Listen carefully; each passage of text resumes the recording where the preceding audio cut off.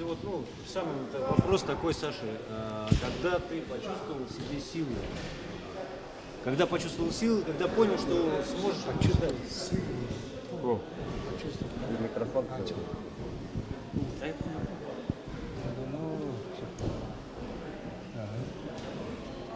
Ну, почувствовал с детства, сильный был, да, это почувствовал, когда в детстве тренировался, много, вот, и потом серьезно стал борьбой заниматься, еще, ну, почувствовал, что могу хорошо бороться, и данные борцовские вот эти все проявились у него, у меня, говорит, да, ну, вот, я очень рад, говорит, это чемпионат мира выиграл, в 16-летнем возрасте и 17 лет суболимпийские игры в Тайване, Тайпэй, город выиграл.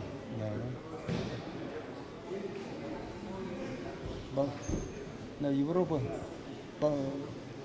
74 уже в новом весе, весовой категории боролся в Болгарии, суболимпийские игры. Но выступил, конечно, неудачно там, и судьи там эти претензии предъявляли. Вот из-за этого я 3-е место занял. А так мог лучше бороться. 13-м. Но причины Болгарии, почему плохо еще выступила, перед этим мы провели на коленном суставе операцию, сухожилие, как называется? Крестообразные вот это связки. Крестообразные связки мы это лечили его, оперировали. Поэтому нога маленько побаливала, поэтому я на 13-м году в Болгарии на Олимпийские летние игры там неважно. Какой он занял? 3-е место занял. Получается, это уже сейчас будет в 2017-м 3-й Олимпийский. Уже 3-я Олимпиада будет у него. В 2017 году сейчас будет 3-я Олимпиада. А вот у Саши...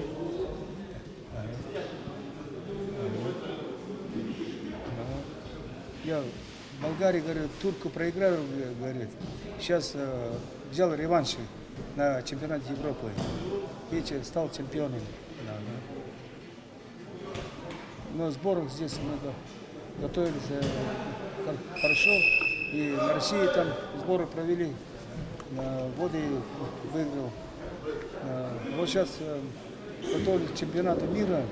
Иране будет в мае месяце. Поэтому надо серьезно готовиться.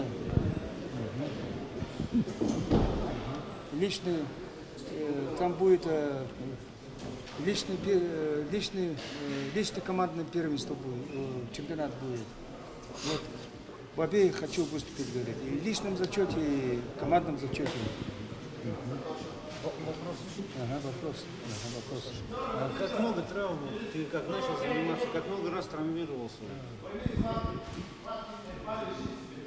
И как вот удавалось реабилитироваться? Где он реабилитировался? Где там?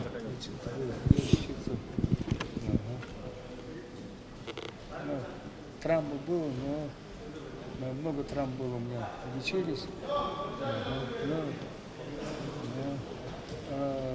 Это мой знакомый врач-хирург, он вылечил Даржиев, Чингис Саянович. Вот он, к нему обратились за помощью, и он это коленный сустав вылечил, крестообразные связки вот это. Вот. Ну и другие вот эти нюансы были маленькие. А он где этот врач? В республиканской больнице, хирургическое отделение. Вот еще вопрос, Саша. Просто если говорить о том, что вот ты начал заниматься, не было ты помимо вольной борьбы, футбол играешь, чем ты еще там шахматы, рисуешь, что делаешь? Какие увлечения? Ну, борьбу люблю, баскетбол играть люблю, баскетбол не увлекаюсь, футбол играю, но больше нет, вот эти игры, самые любимые.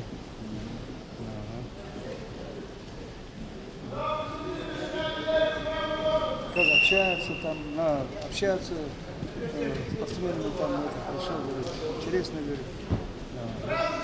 А вот если говорить о том, что насколько вот ты, я знаю, что выступал еще со слышащими, да? Да, говорят, что выступать будет со слышащими. Сложно вообще человеку не слышащим бороться с тем, кто слышит? Даже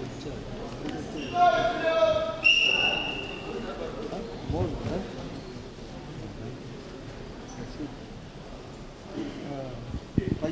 По старшим кадетам он вторым призером России стал среди говорящих, слышащих, среди здоровых спортсменов. И Сибирский федеральный округ, Сухов, 2 раза чемпионом был, да? 2 раза чемпион по юношам. И 2 раза 3-е место. Сухов, да.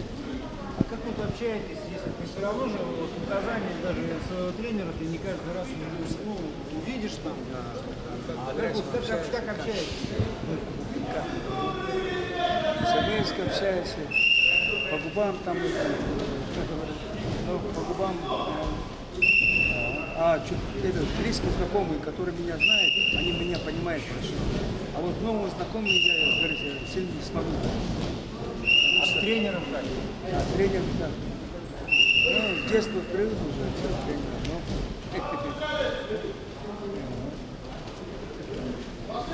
Второй отец, второй папа. 6 лет начал тренироваться. Помнишь? Маленький. Все, привык. Все время тренировался, говорит, вместе с тренером. Тренер меня учил, говорит, технически тренировку там провел, говорит. Вырос быстро, развиваться начал очень быстро, прогрессировать в борьбе, благодаря тренеру. И потом говорящими, со слышащими здоровыми спортсменами часто выезжали другие вот эти, ну, допустим, в школе тренировал я ребят, технологический университет приходили, дежур 10, вот это, и сюда приходили, и с ребятами постоянно со слышащими тренировались, и среди говорящих выступал часто. Среди слышащих выступал по республике Бурятии, везде, по районам ездили. А вот если Саша спросить, вообще есть какая-то мечта, чего он хочет добиться? Я не знаю, своей спортивной ли карьере или просто в жизни? В целом. О чем мечтает? О чем мечтаешь? Добиться. О, чемпионом мира мечтал, еще что хочешь. Давно маленький был, мечтал, говорит, как бы СССР Сайтиев, да? Как бы СССР Сайтиев хотел бороться, говорит, как он борется. Красиво. И он еще вместе, помнишь? Вместе фотографировались в СССР Сайтиев. Он очень обнялись вот так вот. Забавно. Фотография хорошая получилась. Да. Ну это на этом снимали. Сейчас СМС потерял, да? Говорит, ну это на этом, на мобильнике снимали. Сайтиев. Вот он, для него, как сказать, он был для него как идолом, или как там можно назвать, да? Ну вот, на него хотел подражать. А сейчас есть какая-то мечта? А сейчас мечта есть,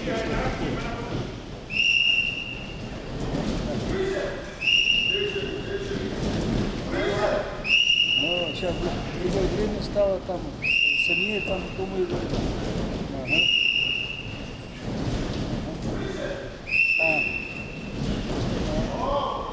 Сайдулаев, да?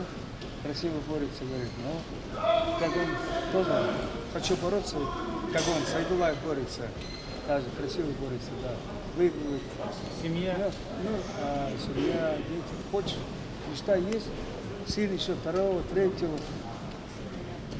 Но о семье мечтаю, говорит, чтобы все хорошо было, все. Еще посмотрим, дети. Ну, сын у него есть, но еще буду продолжать, надо мне, говорит, к Олимпиаде серьезно готовиться. А после Олимпиады выиграть? После Олимпиады выиграешь, потом сын 2-го захожу, 4 или 5 детей, говорит, заведу. Ясно. А вот вы что могли бы сказать вот, по своему воспитанию? Какой характер вообще, почему Саша?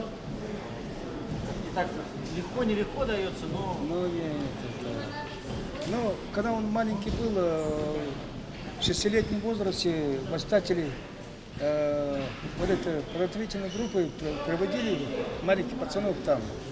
Ну и мне, конечно, они мешали тренироваться, я старшим работал.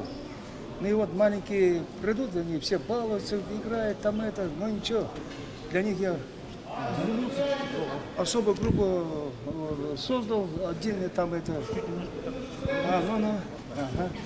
Ну и тренировались они, не то что тренировались, просто развлекались, играли, там игровой такой давал им, ну вольный там это.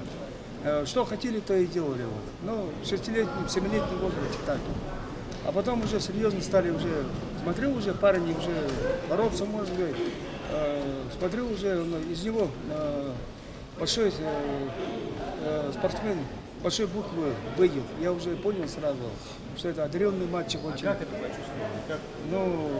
Ну, по тренировке, на тренировке видно, и почувствовал, как и сам с ним это возился.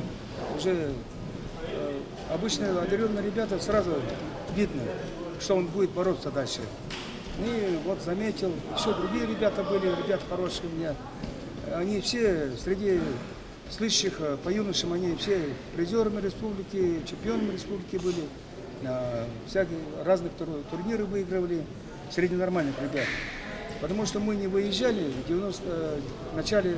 конце 90-х годов, в начале 2000-х годов. Потому что средств не было, как вы помните, тяжелые времена были. Поэтому мы здесь, в Бурятии, я ребят готовил, все. А потом в 2003 году мы выстрелили, поехали на чемпионат первенства России по юношам. И первое командное место заняли мы сразу. Давно не появлялись мы там на фоне России там. И это все удивились, потому что мы здесь у себя по республике вот, ездили туда, вот, и тренировались тут, готовились. Я ребят не бросал. Сейчас очень благодарю Богу, что я не бросил этих ребят. Все время зарплату не получал, больше полугода там терпели. Но, тем не менее, я вырастил очень хороших ребят. Вопрос в тему. А вот что необходимо все-таки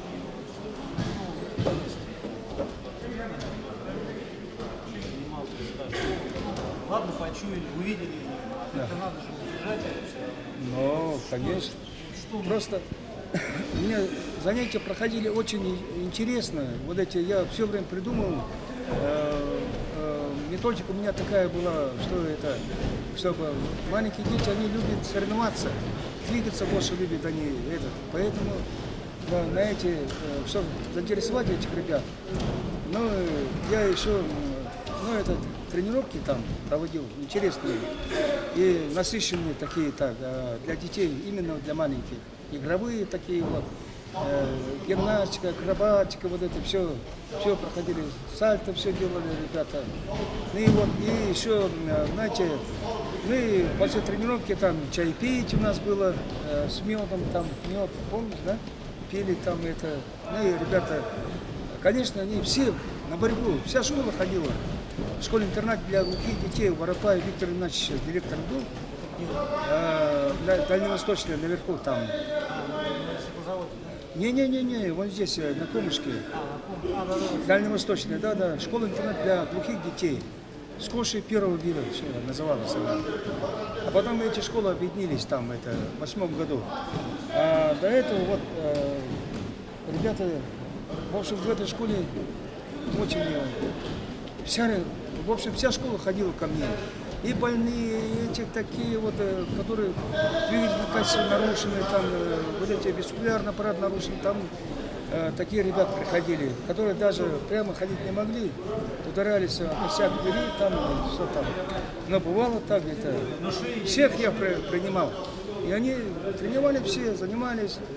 А вот сейчас вот с какими сложностями приходится тренировать? Сталкиваетесь с сложностями тренировок? Если какое-то тренирование насчет питания, не знаю чего, как строится тренировка, как вокруг спортсмена? Как? Ну как вот вокруг спортсменов? Мундирование, нормально, то есть одевают, питаются, что-то, как? А, ну вот сейчас мы, хорошо, что мы, спасибо Юрию Александровичу Сандакову, вот, сразу он мне предложил в 2007 году, в 2006 году еще об открытии отделения вольной борьбы на базе ШВСМ среди инвалидов по слуху.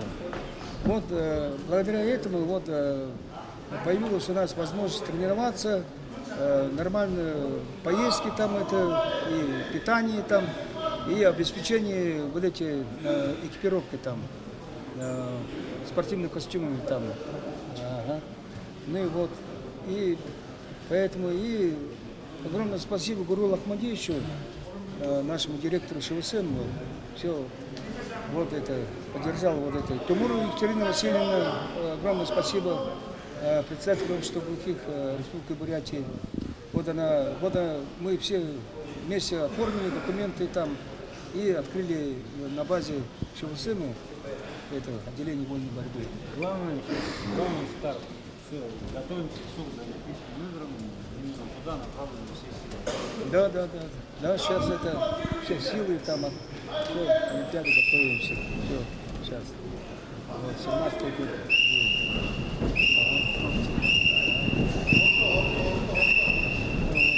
Если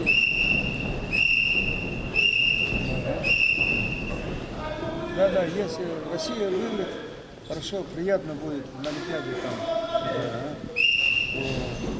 Будем стараться, работать там, тренироваться 2 раза, 3 раза.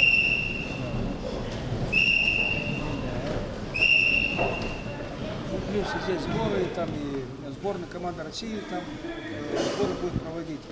И вот еще один момент. Саша, вот, что бы мог пожелать вот тем людям, которые не занимаются борьбой, что бы мог сказать,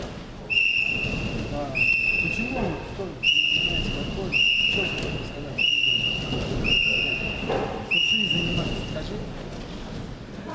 Как сказать? Я желаю, чтобы все, понимаете, я желаю, чтобы все занимались борьбой, ходили, тренировались. Желаю.